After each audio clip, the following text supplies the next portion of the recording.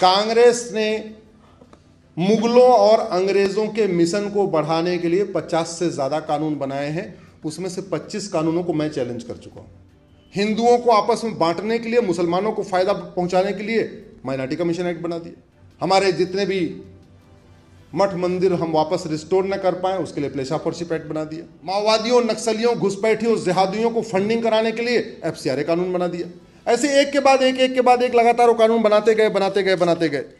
अब इसका समाधान ये है कि भारत में मजहब के आधार पर सभी नियम कानून खत्म किए जाए। ये तब खत्म होंगे जब इसकी डिमांड होगी। डिमांड कौन करवाएगा, कैसे होगी? जब सबको जब पता होगा। 13 ये कहता है मजहब के आधार पे जितने नियम कानून बने हैं इनको सबको खत्म करो, नया कानून बनाओ। संविधान का आर्टिकल 13 कहता है। तो कायदे से, और आर्टिकल 13 ये भी कहता है कि जितने भी मजहबी का नियम कानून है वो सब 26 जनवरी 1950 को खत्म हो गए। तो अंग्रेजों वाला 1913 वाला वक्फ एक्ट भी खत्म हो गया। लेकिन 1954 में नेहरू जी ने एक महाघटिया वक्फ एक्ट बनाया। पहली बात तो आपको बता दूं, वक्फ का मतलब दान होता है। दान अपने पैसे से किया जाता है, दूसरों का चोरी करके किया जाता है क्या? आपको दान करना है, अपने जेब से पैसा निकालोगे, दूसरे की पॉकेट मारोगे, क्या करोगे? जोर से बोलो। आपको गाड़ी दान करना है, कोई कार दान करनी है, एम्बुलेंस दान करनी है, अपनी एम्बुलेंस करोगे या दूसरों को चोरी करके कर दोगे? अपनी करोगे। आपको जमीन दान करनी है, अपनी पुश्तैनी जमीन दान करोगे, दूसरों की जमीन कब्जा करके दान करोगे? शासन का एक नियम होता है कि जैसे शासन ट्रांसफर होता है, पूरा का पूरा मालिकाना हक नए शासन को चला जाता है। तो जब अंग्रेज चले गए, मुगल चले गए, तो सारी संपत्तियों का, जो निजी संपत्तियां थी प्राइवेट, तो चलो वो तो उनकी हो गई, लेकिन जितनी सार्वजनिक संपत्तियां थी उसका कस्टोडियन कौन हुआ? केंद्र सरकार। भाई मुगल गार्डन किसके पास आया? केंद्र सरकार। संसद का मालिक कौन? केंद्र सरकार।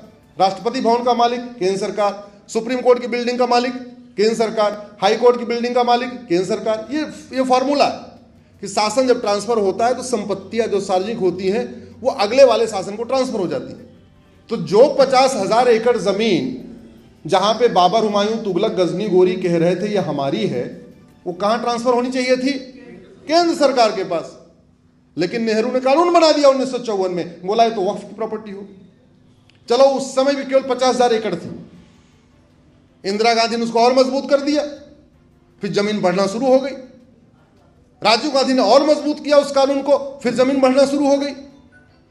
और 1995 आते आते 2.5 लाख और बढ़ गई, टोटल हो गई 3 लाख। फिर 1995 में खतरनाक कानून बनाया, पुराने वाले को वापस, नया कानून। वो कानून इतना खतरनाक था, उससे तेजी के साथ जमीन बढ़ना शुरू हो गई।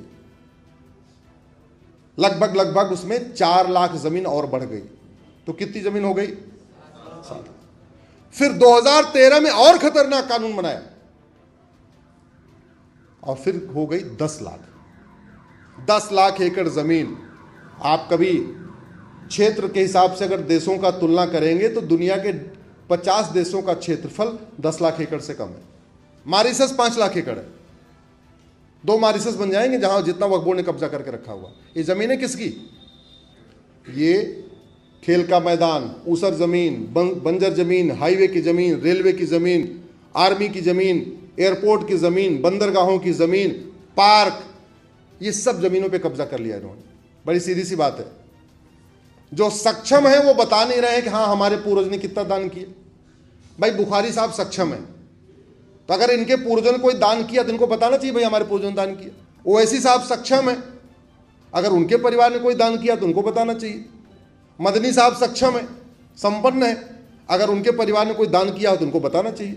या सलमान खान, शाहरुख खान, सैफ अली खान सक्षम है, अगर उनके परिवार ने 1-2 बीघे दिया है तो उनको बताना चाहिए। बताने में कोई शर्म थोड़ी बात है।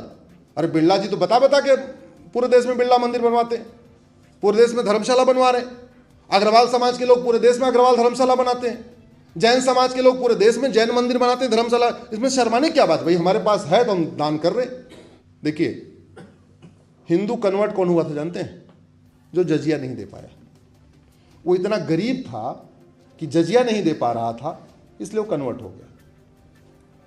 अब जो इतना गरीब था, जो जजिया नहीं दे पा रहा था, वो वक्फ वो जमीन कहां से दे देगा? क्या भाई दे सकता है क्या? नहीं। जो सक्षम है वो बता नहीं रहे, जो गरीब है वो दे नहीं सकते। जमीन आई कहां से? ये सारी जमीनें कब्जा की गई, और ये वक्फ कानून पूरी तरीके से संविधान विरोधी है। इसीलिए मैंने इसको 2020 में चैलेंज किया। 3-4 साल पहले इस कानून के ऊपर ज़्यादा चर्चा नहीं होती थी क्या? हमारा यही काम है, हम यही काम करने के लिए इंजीनियरिंग छोड़ के आ गए सुप्रीम कोर्ट। और एक बात मैं आपको बता दूं, धर्मांतरण और घुसपैठ ये राष्ट्र की सुरक्षा के लिए खतरा है। इस समय 90,000 बच्चे रोज पैदा हो रहे हैं, उसमें से हिंदू मात्र 45,000 है। यानी अभी भले 80-20 का रेशियो है, लेकिन 20 साल के बाद यंग जनरेशन में रेशियो कितना होगा? ये 50-50 का। प्रतिदिन 10,000 हिंदुओं का धर्मांतरण हो रहा है। झूठ बोल के, लालच दे के, धोखा दे के, कलावा पहन के, पहचान छुपा के, नाम छुपा के, जो भी हो रहा। 6 करोड़ घुसपैठिए आ चुके हैं। ऑस्ट्रेलिया की जनसंख्या 2 करोड़ है और भारत में 6 करोड़ घुसपैठिए रहते हैं, यानी 3 ऑस्ट्रेलिया के बराबर भारत में घुसपैठिए रहते हैं। ये बात मैं जो डेटा बता रहा हूं, मेरे सुप्रीम कोर्ट में दिया हुआ, मेरी PIL चल रही घुसपैठियों के ऊपर। धर्मांतरण रोकने के लिए हमारे पूर्वजों ने कितना बलिदान किया। अगर गुरु गोविंद सिंह जी ने धर्मांतरण कर लिया होता तो उनके बच्चों को जिंदा नहीं चिनवाते। दिसंबर के महीने में बिना कपड़े के माता गुजरी देवी को पहाड़ के ऊपर खड़ा कर दिया ठंड के मारे। छोटे छोटे बच्चों को पहाड़ के ऊपर कर दिया, एक कंबल तक ओढ़ने के लिए नहीं दिया था।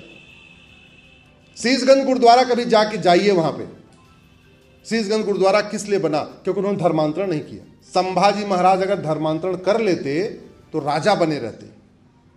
संभाजी महाराज ने धर्मांतरण नहीं किया, इसलिए उनको 39 दिन तड़पाया और 40वें दिन मारा। संभाजी महाराज ने धर्मांतरण नहीं किया, इसलिए 39 दिन तक उनको तड़पाया। पहले एक एक उनके नाखून उखाड़े गए, फिर उनकी एक एक उंगलियां काटी गई, फिर लास्ट में 39वें दिन उनकी दोनों आंख निकाली गई और 40वें दिन उनका गला काटा गया। तो ये बात हमें जन जन तक पहुंचानी है। धर्मांतरण को रोकना जरूरी है। कैसे रुकेगा? मैं बीमारी नहीं बताता, मैं दवाई बताता हूं। धर्मांतरण तब रुकेगा जब धर्मांतरण कराने वाले मिशनरियों, जिहादियों और उनके मददगारों, सफेद पोश मददगारों जो धर्मांतरण कराते हैं, करवाते हैं, मैं पूरी जिम्मेदारी के साथ कह रहा हूं, पार्षद, प्रधान, सांसद, विधायक धर्मांतरण कराने वाले मिशनरियों और जिहादियों की मदद करते हैं। उनको बाहर से पैसा मिलता है, बाहर से उनको फंडिंग आती है। कुछ को हवाला के जरिए फंडिंग आती है, कुछ को जकात से फंडिंग आती है, कुछ को FCRA से फंडिंग आती है। लेकिन जब तक धर्मांतरण कराने वाले मिशनरियों, जिहादियों और उनके सफेदपोश मददगारों के खिलाफ NSA नहीं लगेगा, UAPA नहीं लगेगा, वेजिंग वॉर की धारा नहीं लगेगी, देशद्रोह की धारा नहीं लगेगी, गैंगस्टर एक्ट नहीं लगेगा, इनकी प्रॉपर्टी नहीं जब्त होगी, इनकी नागरिकता नहीं खत्म होगी, इनको आजीवन कारावास, फांसी नहीं होगा, तब तक धर्मांतरण नहीं रुकेगा। और धर्मांतरण नहीं रुका तो याद रखना, हम खत्म हो जाएंगे भारत से।